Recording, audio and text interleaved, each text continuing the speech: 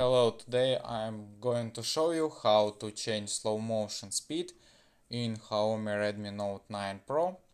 First you need to open the camera app on your phone, then go to the right and find the slow motion, record.